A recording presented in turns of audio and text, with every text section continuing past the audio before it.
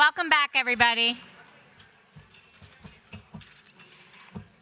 We are back.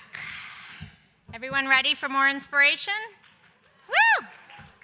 So, same ground rules. We have another 13 communities we're going to be inspired by. 3 minutes each. The next set has a really tough act to follow from this morning, but I feel very confident they can do it. How about you guys? Woo! All right.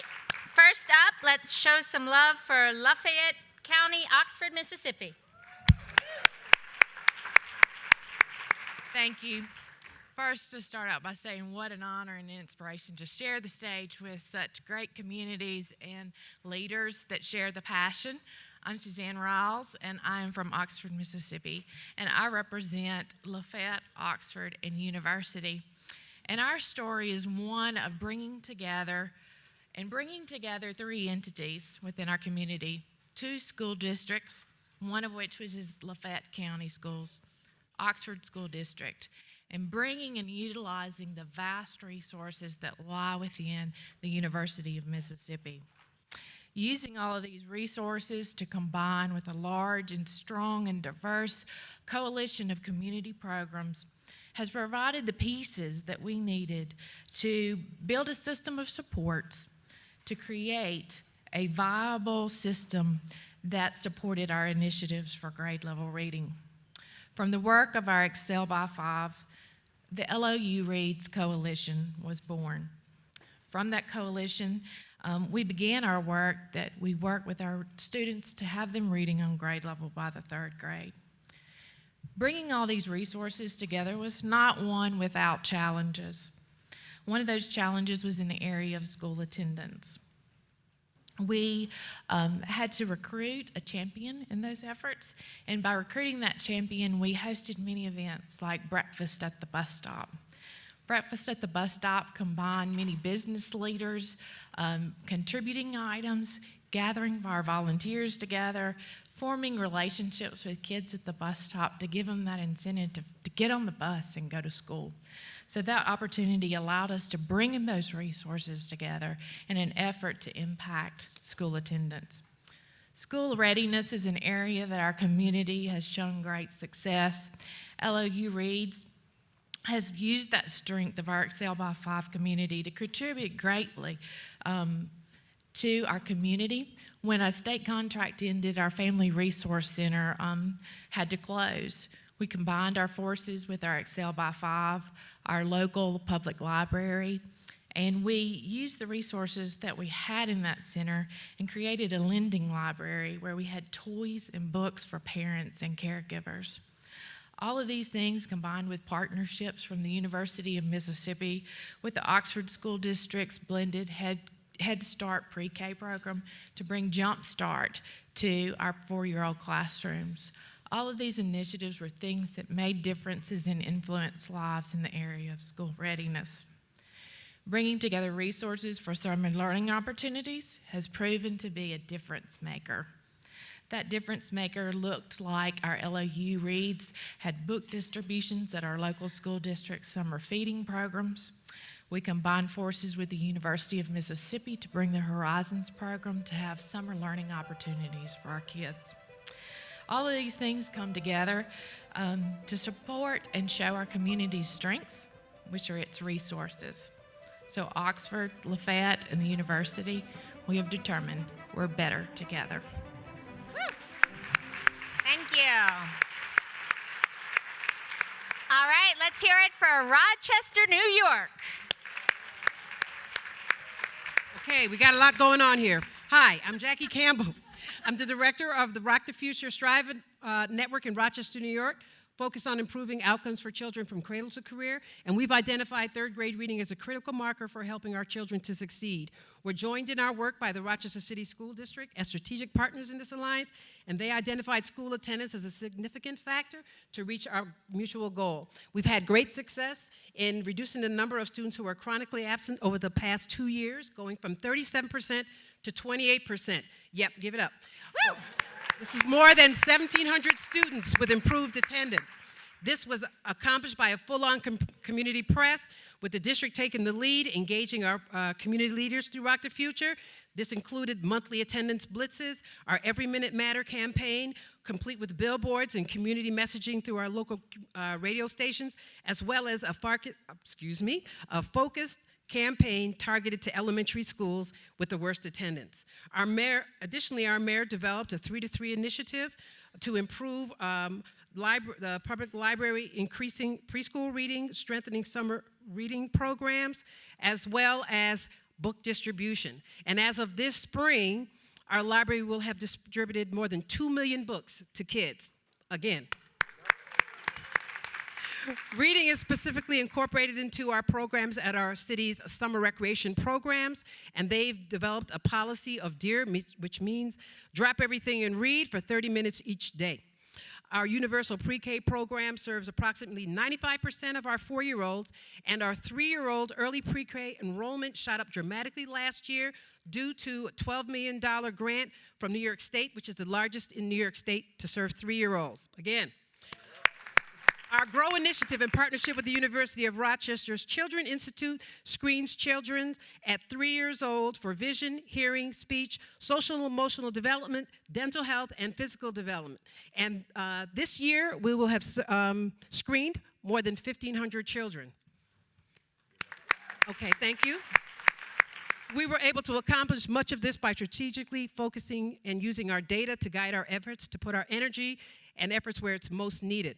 But the link between poverty and poor academic outcomes for children is clear. And if it takes a village to raise a child, then our work must also include making sure that our village is strong.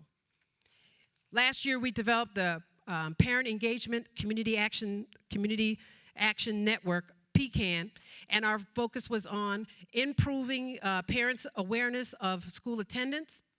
And so parents signed covenants. We also secured funding for Ready Rosie, which is a mobile app to go to every parent of children ages 0 to 5 in Rochester. That's 15,000 parents getting that information and getting that resource.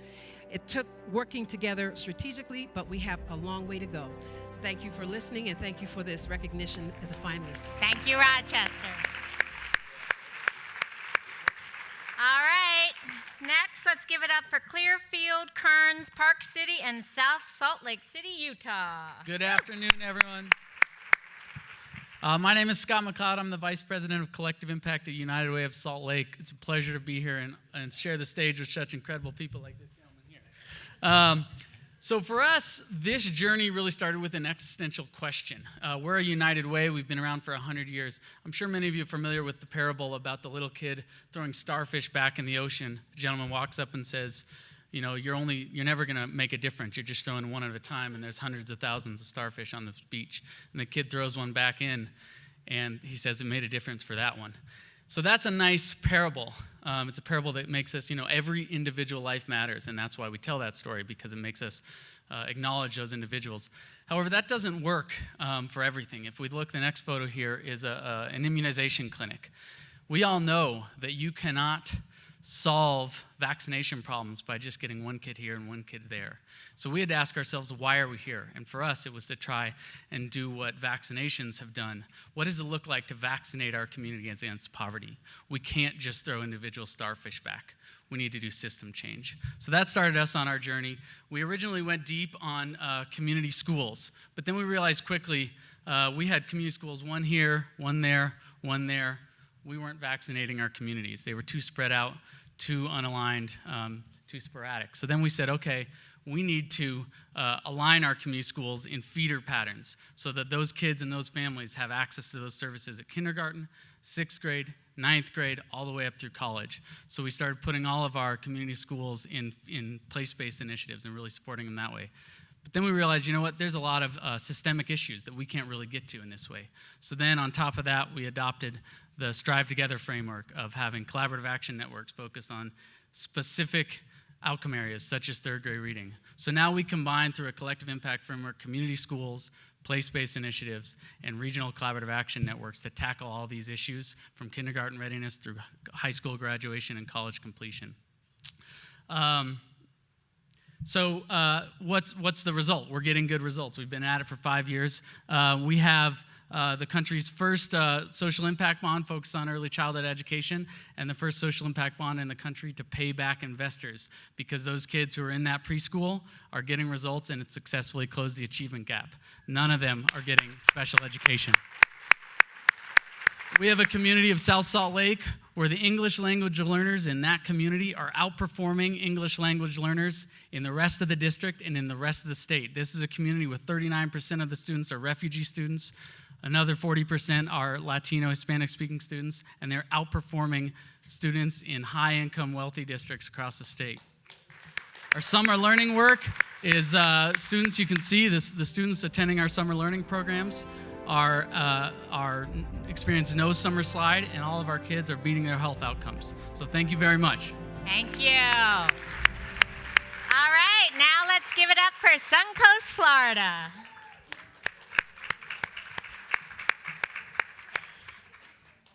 The Suncoast Campaign for Grade Level Reading is a growing regional movement intent on our children succeeding. As we strive to move the needle, data-driven practices and alignments are key, with the Patterson Foundation providing regional support to the work led by the Community Foundation in Sarasota County and the United Way in Manatee. Turning outward, listening, and engaging for action, striving for community unity over silos and factions. We address common obstacles and issues, strengthening relationships, creating new partnerships, and creating connective tissue. The commitment and alignment of strong community partners like the School District and Early Learning Coalition of Manatee County, Sarasota County School District and Department of Health, public housing Head Start programs, county governments, county libraries, the media, local businesses, philanthropists, and individuals have created a movement that evolves, where parents are the heroes, children are the joyful achievers, and families are at the center, with people becoming involved in setting audacious goals as we resolve to lift our children up to the success they deserve. Strategic and connected leadership, 5-sector collaboration, data sharing, and aligned communications are our foundation. We spanned 2 generations by looking at causation, which leads to the intentional formation of plans to support our region's college and career aspirations. We have experienced bumps and moments of stress, but we nimbly made course corrections as we kept our focus, our children's success.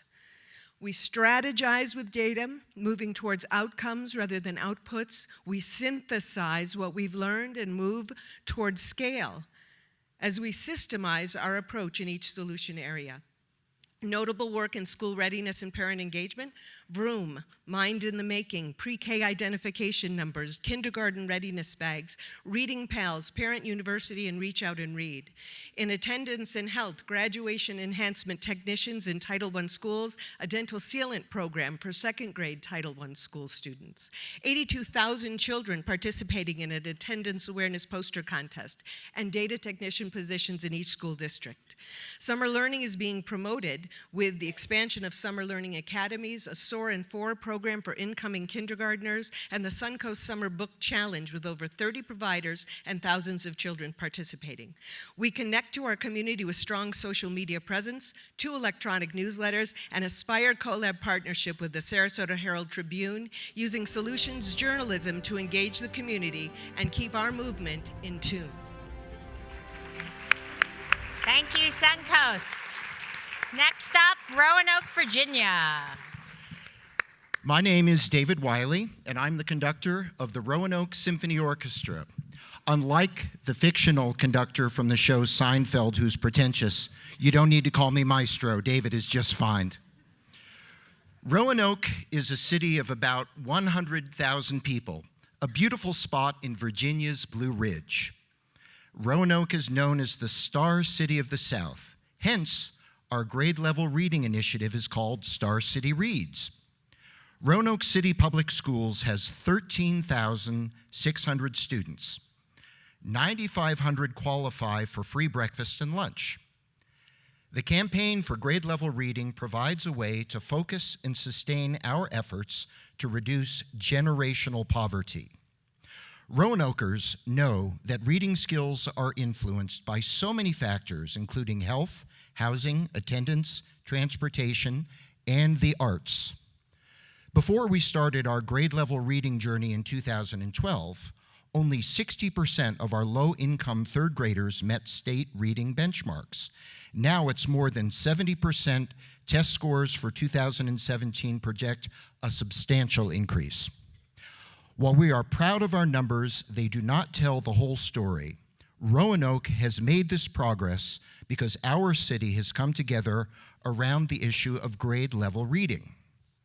In 2012, Star City Reads had 7 partners, and today we have 25, including the police, health organizations, faith-based groups, and the symphony. Quite simply, music improves reading. Our work includes a massive book distribution effort. Since 2012, Star City Reads has distributed over 48,000 books to Roanoke kids. Next year, the total will be 100,000. Our journey has not always been easy. We have persevered in spite of partners who have overcommitted, programs that flopped, and weather that cut events short. We must continue our momentum. We look forward to building a more equitable future for our children and our city.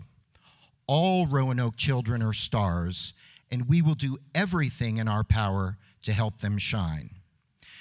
In closing, I remember the experience of young Marcus at Westside Elementary. Marcus, like all of our city school students, has access to a musical instrument. And he said to us, "The trumpet helps me read.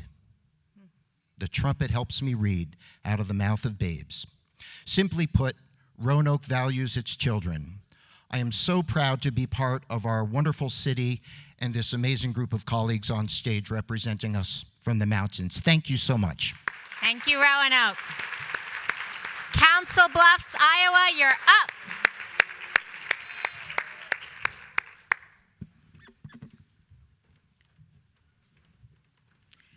"2012. I still remember it vividly. A representative from the Chamber of Commerce delivered a packet of information to me, the superintendent of schools, about an upcoming All-America City event related to increasing literacy skills for young children. I marveled that the focus areas of the campaign were 3 goals that the Council Bluffs Community School District had set as our own goals: ensuring students were ready for kindergarten, increasing student attendance at school, and finding ways to support children in summer months. I thought our community's involvement in this new campaign would not only help the school district, but could help our community understand how important it is to have children reading by 3rd grade. Our school district had been trying to recover from 3 years in a row when the district's high school graduation rate was the lowest or second lowest in the state. Many community members had grown indifferent to a poor reputation for the school district and community. There was almost a sense of, it is what it is, a catchphrase that does nothing to create hopes or dreams. At first, the school district was the hub of the community's work, saying, let's work together to improve our schools.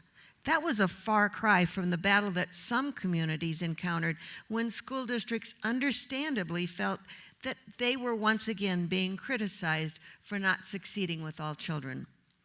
With the support of many community groups, we formed teams to discuss efforts toward the goals and to set targets. Our CSEP convinced judges that we were serious about our efforts, and we were given a Pacesetter Award and scheduled as a finalist for All-America City in the first year. In the next 4 years, the school district and community groups continued to stress the goals of the campaign and were presented Pacesetter Awards again in 2013, 14, 15, and 16. In 2016, the progress was for success in all 3 goal areas. Representatives of the community's most important philanthropy group, Iowa West Foundation, worked with the United Way of the Midlands to push our campaign another step forward, hiring a director to oversee our work and to multiply our partnerships. The strengthened organization embodied the community's goal in our new motto, Raise Me to Read. Our campaign is now reaching out to a broader community to involve everyone from early childhood providers to parents to business community members. Parent engagement has been a focus with activities like Story Walk and resources like Ready Rosie. Housing programs, pediatric clinics, and even the jail are now embracing early learning. Even though we've come a long way, we feel we're just getting started. Thank you, Council Bluffs. Please welcome Avondale, Arizona. Good afternoon. How do you bring a community together to make a difference for literacy? This is our story. This is Read on Avondale. Avondale is located in Arizona. It's just a small community. 95% free and reduced lunch in our historic Avondale area. Just like all of you, we face challenges, but we wanted to define the problem. So we used the community scan created by Valley of the Sun United Way to determine what those problems really were, and found that there were 4 barriers of for literacy. Number 1, our families weren't aware of the resources that were available to them. Number 2, they were often afraid to access them. As many of you are aware, citizenship in Arizona is sometimes a big deal. Number 3, our families didn't have books in their homes. And number 4, many of our children weren't getting early childhood education. We started right to work and went after raising that awareness by building a literacy guide that included contact information and descriptions of all of the resources that were available to our children. That guide was shared out in homes, online, in English and in Spanish. Next, we went after that fear and took that fear away by bringing things into our schools. Our city library, along with our school district, offered free library cards to our children. As we know, library cards are free. However, you have to sign a paper for that. And we knew that if we did it within our schools, we could get everyone to get a card. 1,000 children signed up for those cards, and our library usage increased by 40%. 3, we went after books in homes and got 3,000 books volunteered through fundraising into our families. And finally, we went after early childhood. Working with the school district, they received a grant for 160 free preschool seats, and then restructured the entire school system to open an early childhood center. And when that early childhood center opened, it opened with Head Start and those free preschools working together. And Read on Avondale was there with resources for financial support, for literacy, for healthcare, and dental. How do you come together and make a collective impact in literacy? You do it with heart in hand because it's the right thing to do for our children. This is our story. We are Read on Avondale. Thank you, Avondale. All right, going back to the other side of the country of New Britain, Connecticut.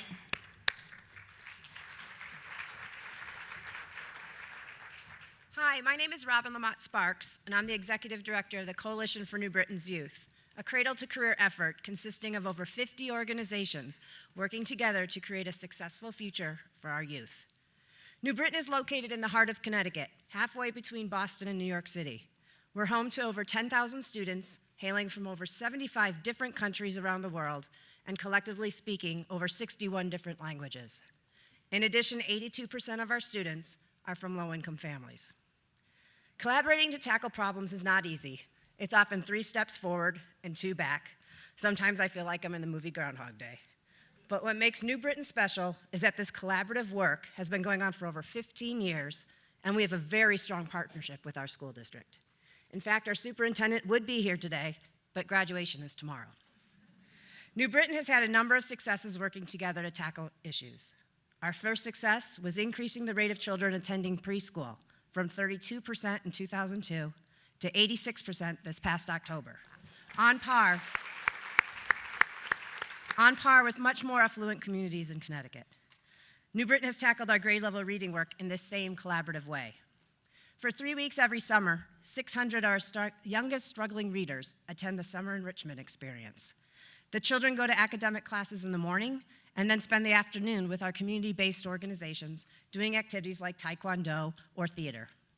The teachers and staff are partners and ensure that all the programming aligns with the Common Core and emphasizes speaking and listening skills. Planning for C is year-round. A steering committee of school district employees, community partners, funders, and members of the local university are all a part of the process. Last summer, over half of these students who attended C had no summer slide. And for students who attended C in 2015, chronic absenteeism dropped by almost 50%. These students are also targeted for placement in after-school programming in the school year because we know these strong community partnerships are improving attendance. Tackling absenteeism is a complex issue, and looking at data is critical to developing strategies. In 2011, we first discovered 30% of our kindergartners were chronically absent, but now with district teams full of community leaders and community and school leaders meeting every week, we have seen a 45% decrease in chronic absenteeism for our kindergarten to third grade. To have an even bigger impact, we've extended our attendance work to preschool programs in the city as well. This past year has been a year of success for New Britain. Not only were we named a Pacesetter community, but our C program won the National Summer Learning Association New York Life Excellence in Summer Award, and we were named an All-America City last year here in Denver for our work ensuring all children are healthy and supported to succeed in school. In New Britain, we're committed to this collective effort. As Henry Ford said, if everyone is moving together, then success takes care of itself. Thank you to the campaign and National Civic League for recognizing our efforts. Thank you, New Britain.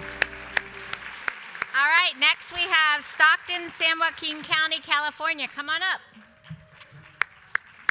On April 28th, 2010, the first Beyond Our Gates meeting was held at University of the Pacific, and what a ride it's been. Through amazing successes and incredible partnerships that you'll hear about, as well as challenges like working in community is hard. We don't always agree. We get impatient when we have to wait for others. We roll our eyes and we think we're right. Okay, well, that's just me. But through it all, we're involved in changing lives. Just a few years ago, we were the largest city to be bankrupt. Now we are reinventing ourselves, and we're messengers of hope. Talk, read, sing, draw, play. Talk, the importance of engaging with teachers and students. Miss Monica, a preschool teacher, asked, "What are some uses for this paper bag?" The children answered, "A mystery bag, a puppet, for lunch, to carry toys in a bag, and for milk." When one child said the milk was too heavy for the bag, another child responded, "For small milk."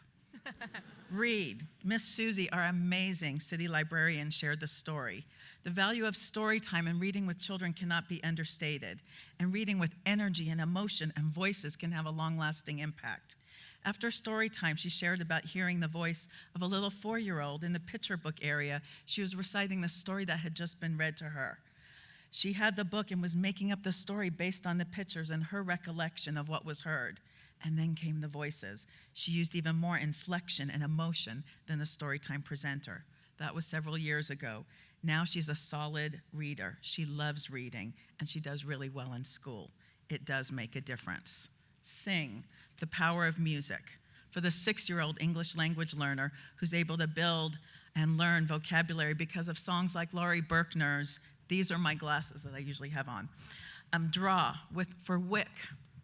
Working with WIC agencies, 30,000 families receive these bags and are learning to work with their children on drawing their grocery lists, apples, bananas, eggs, cereal, etc., while building their vocabulary.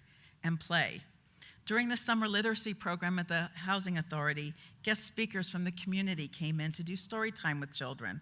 Stockton Police Department Chief Jones came to read the book Dragons Loves Tacos, after the children made tacos with those creative fillings like curling ribbon lettuce. Or after reading Rosie Revere, engineer, Congressman McNerney had the kids make and play with helicopters. The play experience engaged them in books in fun new ways and kept up the vocabulary building as they discussed their projects. Because of these 5 words, we move forward with the desired results developmental profile in preschool and 3rd grade reading testing, so bit by bit, our children are improving. And because of teachers and parents and community more engaged in the process, the students are going to school more and the cycle of learning continues. We are the hope messengers of talk, read, sing, draw, play. Thank you. Thank you, Stockton, San Joaquin. All right, let's give it up for Des Moines, Iowa. Good afternoon, and thank you. We are proud to be here on behalf of Central Iowa representing our Read to Succeed coalition. Des Moines began our grade level reading journey in 2001 when concerned community leaders interested in improving school readiness outcomes for at-risk children came together and recognized the urgency of this work coupled with a total lack of public investment. To begin to address the funding gap, United Way formed the Women's Leadership Connection. Since then, this group of 600 philanthropic women have raised more than $16 million to give, advocate, and volunteer for efforts that prepare our most at-risk children for success in the early grades. The Book Buddy photo, for example, shows us an example of what that work looks like. Volunteers read weekly to preschool children, building specific pre-literacy skills. The students read and receive 20 books to build their own in-home library. Results show that Book Buddy participants have increased their pre-literacy skills by an average of 66% this year. Another aspect of our work started 5 years ago right here in Denver. We recognized an untapped opportunity to work with students in the summer and out of school time years. So the State Public Policy Group, a partner of ours, led an initiative to engage enrichment coaches to work with children in the out of school time hours. Last year, we served 12,490 children. 95% of them were in school 90% or more of the time, and 93% were passing all their classes. Some of our most impressive work has begun this past year. In May of 2016, we launched Read to Succeed, a community mobilization and awareness campaign. Since launching this campaign, we have engaged 300 volunteers as reading mentors, resulting in 98% of students working with the reading mentor increasing their reading skills. Phase 2 of the campaign, which you can see there, is a billboard and PSA campaign that encourages parents and caregivers to read with their child for 15 minutes a day. Collectively, our community has increased kindergarten readiness by 15%, decreased chronic absence by 3%, increased by 50% the number of children in summer learning programs that are showing improvement in reading, and most significantly, we have increased the numbers of low-income third graders reading proficiently by 4% over the past 3 years. These amazing results are beginning to impact our long-term goals, and we have seen nearly a 10% increase in our graduation rates among low-income and minority students. Finally, to address health determinants, we launched Vision to Learn this spring. With support of many partners, we provided 2,000 eye screenings at 5 elementaries and glasses to 160 in-need students. We hope to expand this program to all eligible schools over the next 2 years, and thank the campaign and all of you for supporting us. Thank you, Des Moines. Next up, let's show some love for Springfield, Massachusetts. In 2009, John Davis, that's the John Davis who is a new member of the Council of Champions, and I think you'll understand why in a minute, and I hope you'll read the information about him. In 2009, John Davis, he's the senior trustee of the Family Foundation that I work for in Springfield, Massachusetts, looked at the state data and found that only 33% of Springfield's children could read proficiently by the end of 3rd grade. He said, mild-mannered man that he is, usually, he said, "Where is the outrage?" When your trustee says, "Where's the outrage?" you get outraged and you get moving. We got busy, and our foundation, a long-time supporter of all kinds of educational initiatives in Springfield, launched Reading Success by 4th grade and convened the community to respond to that question and develop a blueprint for grade-level reading proficiency. Springfield and the 413 area code is the home of, birthplace and home of, Dr. Seuss. And home of the recently opened, one and only in the world, Dr. Seuss Museum. We're also home to Merriam-Webster Dictionary. And Jim Trelease, I hope you've all heard of him, author of the internationally known Read Aloud Handbook, is a native son. So words are a big part of our history. Here's how we've gotten busy. We've engaged the early childhood community, connected them with our public school district, worked with public housing partners, supported summer learning programs, and brought the Massachusetts Reading Corps replication of Minnesota Reading Corps to our pre-K space, formed an early literacy funder collaborative to help us move the work forward, engaged pediatricians, business people, legislators, community-based programs that touch the lives of children, all around our goal of every child reading proficiently by the end of 3rd grade. We launched #413Reads, a program that asked parents, grandparents, family members to send us selfies of themselves reading to their children.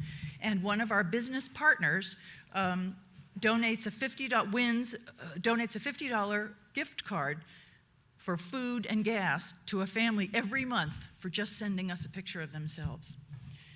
We listened to parents about how we could really engage them, and that led to the launch of 413 Families, or 413 Familias in Spanish, a texting campaign where we share parenting tips, literacy tips, and cool things to do for families to do together in our area code.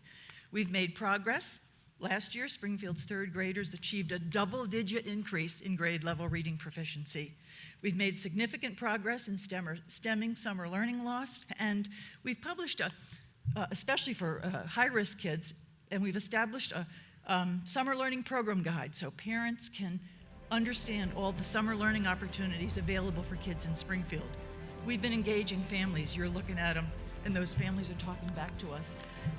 I want you to all come to Springfield, Massachusetts, home of the amazing world of Dr. Seuss. Come on down. Thank you, Springfield. Next up, Montgomery County, Dayton, Ohio. Please give it up for him. Good afternoon. I'm Ritika Kurup, and with my colleagues, we are representing Montgomery County, Dayton, Ohio. 5 years ago, we stood in front of many of you with a strong goal, a very detailed plan, and a lot of enthusiasm. Well, in reality, the path turned out bumpier than we had expected. The journey was, that says it all. We had to weather a few storms. You see, when we put our CSEP together, we did not account for the uphill battles of the changing state assessments, or the choppy waters of leadership and staff turnover, or the slippery slopes of funding losses.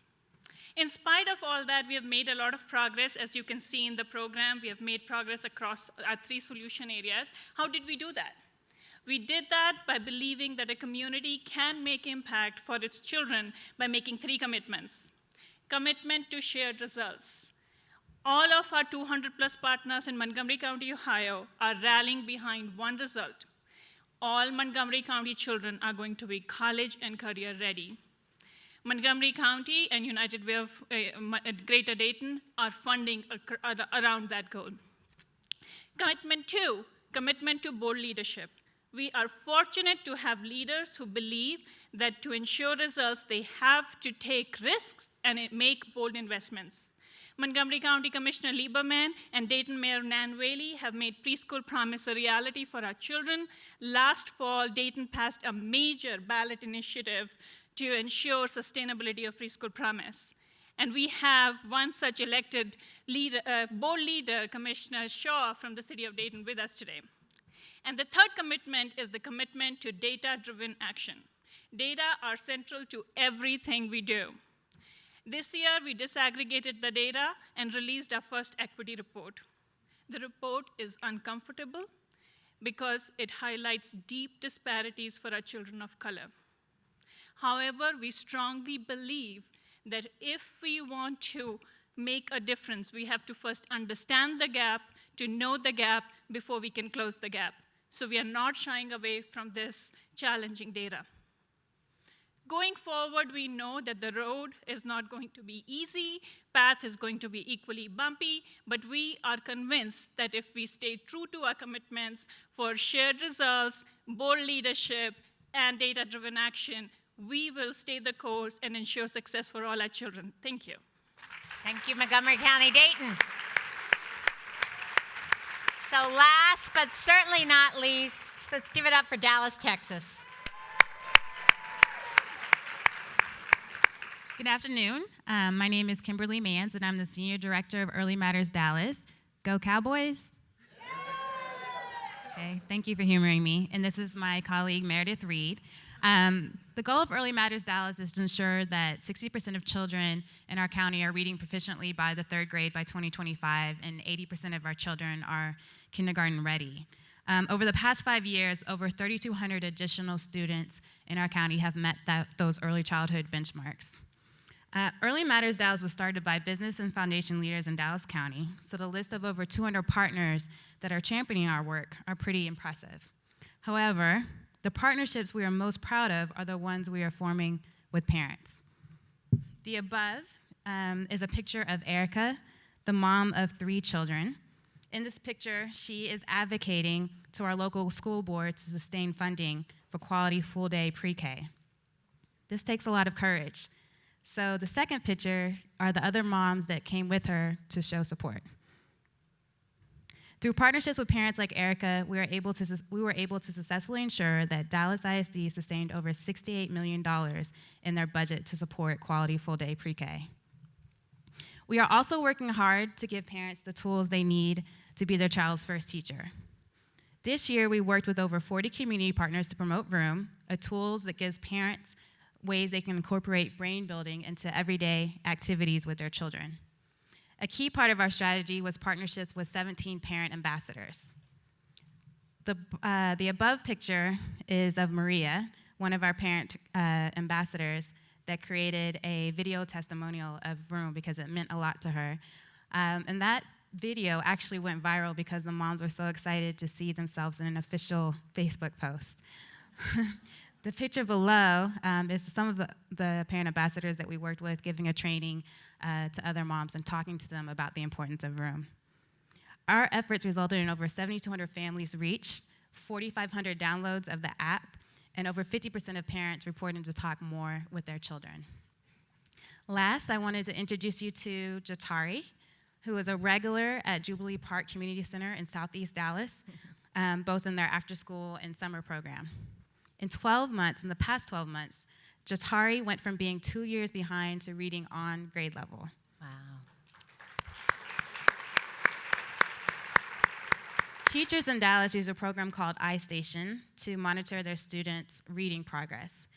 When asked about what caused this increase in reading scores, Jatari said, "My teacher kept bugging me about iStation, and I won the iPad because I did a lot of iStation." Jatari is being modest. He actually won an iPad because he was the most improved first grade student in his class. A big part of his growth is his participation in a program called Tackle Summer Slide, which is a partnership with Early Matters Dallas and summer program providers to provide targeted literacy instruction and train teachers to prevent summer learning loss. 60% of the children that participated in this program last year did not lose learning over the summer or grew. This year, we'll serve 800 students. These are just a few individual stories of success from Early Matters Dallas that are adding up to some big progress for our smallest but most important partners, our kids. Thank you. Thank you, Dallas. So inspiring. Help me congratulate all the finalists.